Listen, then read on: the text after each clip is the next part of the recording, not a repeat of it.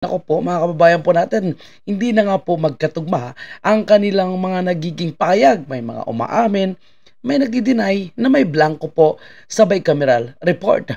Ngunit pagkatapos aminin nitong si Stella Kimbo na talagang may blanco, ngunit allowed di umano na mag-fill in the blank ang mga technical staff nito, abay, nag-react po itong si Congressman Ongab at i-question ang pahayag po ni Secretary Kimbo na mukhang mapapahamak na naman, mga kababayan po natin, itong si Kimbo sa mga pahayag nito, mga kababayan.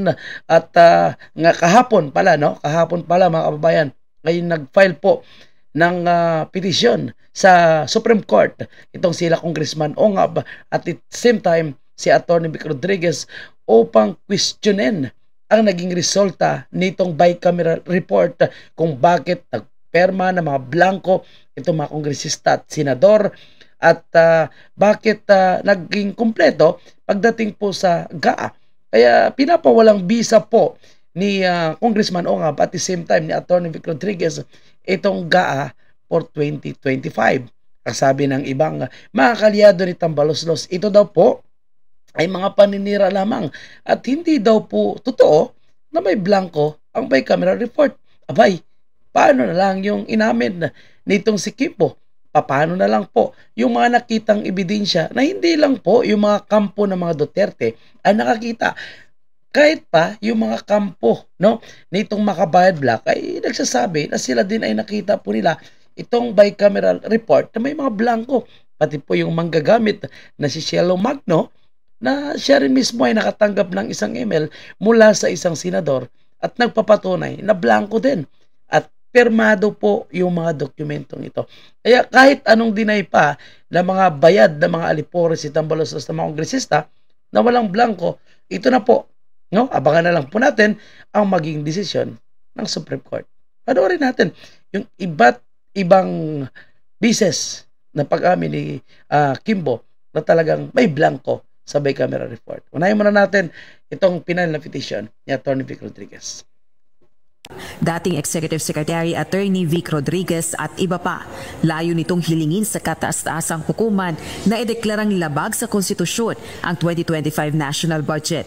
Partikular din kune-question ng mga ito ang constitutionality ng pambansang pondo dahil sa pagtatanggal ng government subsidy para sa Philippine Health Insurance Corporation of PhilHealth na labag umano sa Article 2, Section 15 ng Saligang Batas. Gayon din ang paglabag sa Section 25.1 ng Article 6 ng konstitusyon kung saan nakasaad na hindi maaaring taasan ng Kongreso ang appropriations na rekomenda ng Presidente para sa operasyon ng pamahalaan. At so ito po mga kababayan po natin, tandaan lang po natin hindi lang po bicameral issue, may mga blanco, yung kini-question po ng kampo ni Atty. Vic Rodriguez, ni PRRD at ni Congressman Ongab, kundi yung mga proseso po ng mga pondo na tinapyasan at the same time yung mga siniro subsidy.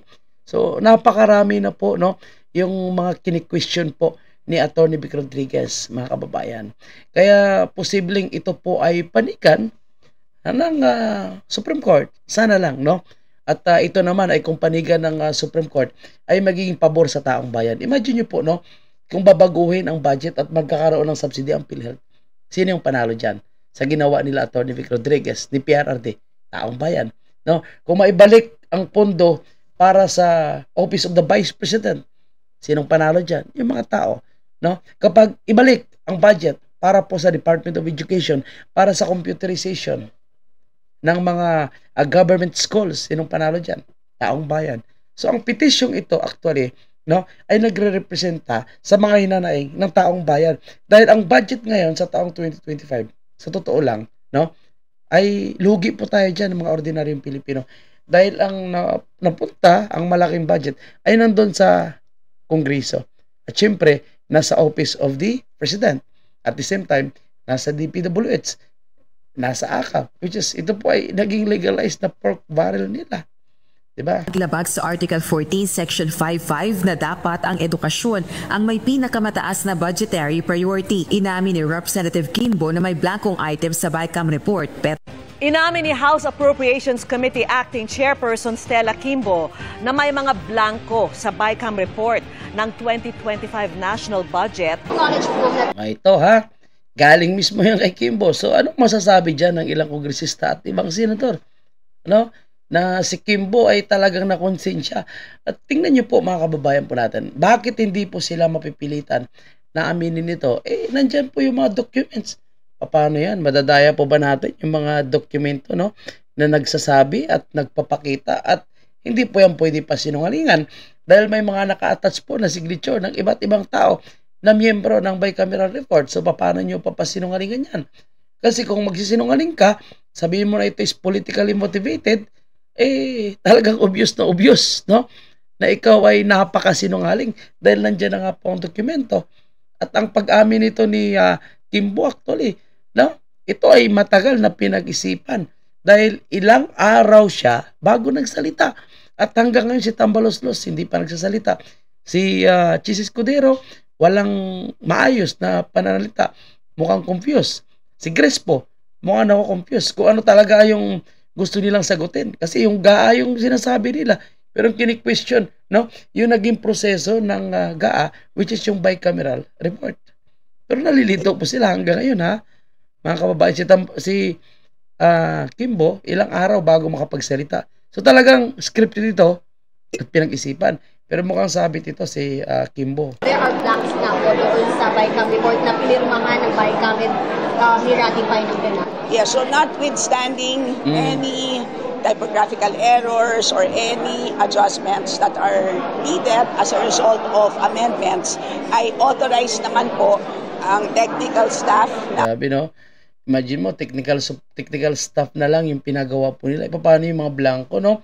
Okay lang sana kung isang item lang nakaligtaang isulat o talagang nakalimutan talaga, no? So, siguro kung may mga hindi pa nakasulat doon, kung isa, dalawa, pwede siguro. Pero typographical error, 28 blanks items. Imposible naman yun, ma'am. Kahit kami ng mga ordinaryong trabahante, ma'am, no?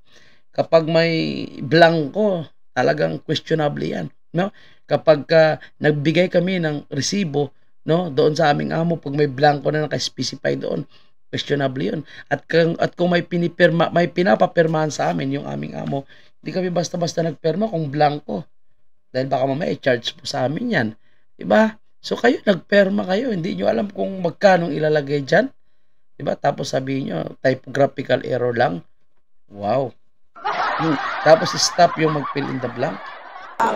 Both House and Senate to make all of these necessary corrections. Pero sabi ni Kimbo, kahit may mga blanco, tukoy na ang pondo sa lahat ng items sa budget. Sa pa yan, tukoy na ang budget sa bawat items. Bakit hindi nyo na lang sinulatan? Sinungaling na naman yan.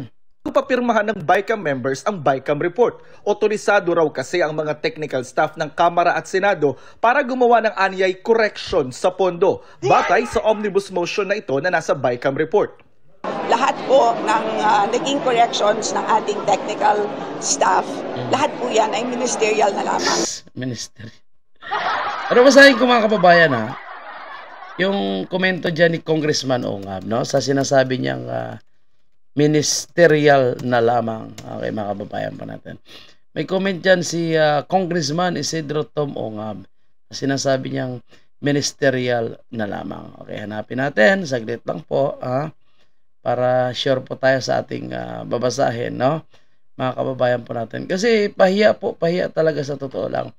Hindi natin nakita mukhang iba nito. Pahiya talaga, mga kababayan po natin, itong si Kimbo, no, sa kanyang mga sinasagot dito. Actually, mukhang hindi pa siya sigurado sa kanyang mga sagot. Ibig sabihin, calculator activity na lang po. So, lahat po, wala na po silang discretion dahil lahat po ay decided na po by the BICAM members at the point of signing. Grabe, no? Ang tatanga din ng mga senador at kongresista, no? Nasabihin nila na walang blanco tapos blanco na nga yung report, pinakita na sa publiko. No, marami nang nag-confirm, may mga signature po sila, tapos magsisinungaling pa sila. Di po ba nakakahiya yan, mga kababayan natin, no? Siguro alam niyo naman kung sino mga senador na ito. Ulitin ko yung nadidismaya ako sa isang senador na si Senator Villanueva. Siya po yung galit na galit dyan kay Ko dahil sa di umano'y matinding corruption nitong si Ko. Pero ngayon nakita natin siya ay pumirma sa isang blankong documents. Grabe, no? Tapos meron pa silang party list yan. Anong party list sila? SIBAC. Citizens Anti-Corruption. Ang kanilang slogan, sibakin ang corrupt. Bakit hindi po nagsasalita pala yung SIBAC na yan sa issue ngayon ng corruption? Ano yan? Nabusalan din? No? Bakit ngayon ang nagsasalita itong si Atty. Vic Rodriguez at si Congressman Ongab? Diba? At congratulations po, no? Talagang pinanindigan ni Congressman Ongab na pangunahan niya yung pag-file ng petition. Yun ang maganda dyan. Hindi lang yung mag-expose ka lang tapos hayaan mo na. So dapat talaga pangunahan mo pag-file ng legal na action, which is yan po ang ginawa ni Congressman Ongab. Kasi may nakita din po tayo mga kababayan po natin na pinapangunahan yung pag-expose. Actually, December pa lang, no? Nung sinubukan siya papirmahin, ang tinutukoy po natin ay si Amy Marcos, no? Ay hindi po siya pumirma, tapos nagsalita po siya sa isang plenary at sinabi niya na hindi po siya pipirma sa isang dokumento na may mga blanco at kulang-kulang. Pero hanggang doon lang, hindi siya gumawa ng legal na action para questionin ito, no? Para magkaroon ng proseso sana. So hindi po nagsalita. So thank you ay Congressman Ongab. Talagang dinala niya po sa Supreme Court ang isyong ito. So ang panawagan ng ating mga kababayan, dapat may managot. Di ba? Kasi paano nabuo ang isang GAA for 2025 kung makakulang-kulang yung bicameral report, no? At pumirma pa ang ilang senador at kongresista. Kaya kung sino yung nagpirma dito, sino yung nag-fill in the blank dito, I think dapat po silang managot. Kasi obvious naman, ordinaryong company nga lang, no, pumirma ka sa isang blanco, SIBAC ka, questionable yan. Tapos nagkaroon pa di umano ng falsification of legislative documents. So another kaso di umano yan. At isa sa nagsalita, yung congressman active ngayon, yung dating House Speaker na si Congressman Pantaleon Alvarez. It's legal, it is fully enforceable, it is valid. Dahil po ang ating enrolled bill, ibig sabihin po ang Paliwanag pa more, day. General Appropriations Bill na nanggaling po sa Congress ay kompleto. Walang blank. So that's Kompleto, sabi mo may blanco, ngayon kompleto. Diyos mio, Marimar. Ano ba talaga, Day Kimbo? basically the reason for why ang naging basihan ng GAA ay kompleto din. Naging basihan ng GAA ay kompleto. Pero blanco ngayong bicameral, tapos Niniwala si Davao del Norte 1st District Representative Pantaleon Alvarez na nagkaroon ng falsification of legislative documents sa Bicameral Conference Committee o BICAM report para sa 2025 national budget. Ito ay matapos kumpirmahin ni Marikina City Representative Stella Kimbo, acting chair. ayan ulit-ulit na kinumpirma na yan ni Kimbo, mga kababayan po natin. Pero marami pa rin nagdi-deny. So anyway, no, legal na po yung pinag-uusapan dito at antayin na lang po natin yung mga resulta. Pero nakakahiya po talaga, promise mga kababayan po natin, itong mga senador at kongresista na patuloy pa rin na naninindigan na walang blanco ang bicameral report. At pilit lamang sinasabi na ito po ay propaganda lang at paninira lang daw po ng mga Duterte at layunin daw po na maibalik, no, yung budget ng Office of the Vice President. Hindi pinag-uusapan po ang budget ng Office of the Vice President. Ang pinag-uusapan dito, ang issue po ng mga nagperma at bakit yung mga blanco, no, na 28 items ay hinayaan nilang hindi man lang questionin. Diba? Yan, no? So, ikukunik pa rin nila sa mga Duterte. Pero wala eh.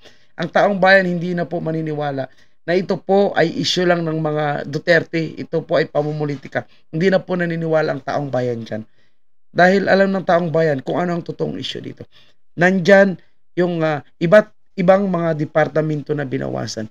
Zero subsidy ang PhilHealth. Samantala sila, nilagyan nila ng 17 billion ang budget ng House of Representatives. Diyan pa lang talagang obvious na ito po ay talagang malinaw na panluloko at panggagago sa taong bayan. At nagpapasalamat po tayo, no, sa iba't ibang social media accounts natin, no, mga positibo po yung comments at nagpapakita ng pagkadismaya. Kahit sa mga mainstream media na social media accounts, nakikita po natin ang taong bayan, sila po ay kini-question at nagagalit na po sa kanilang ginagawang kasinungalingan. Aminin nyo na at ilaglag nyo na ang dapat ilaglag. Sino yung nag-fill in the blank, sino yung nag-utos para magkaroon ng blanco ang bicameral report. At magkano ang hatian. Diba? Okay, thank you po and God bless mga kabayan.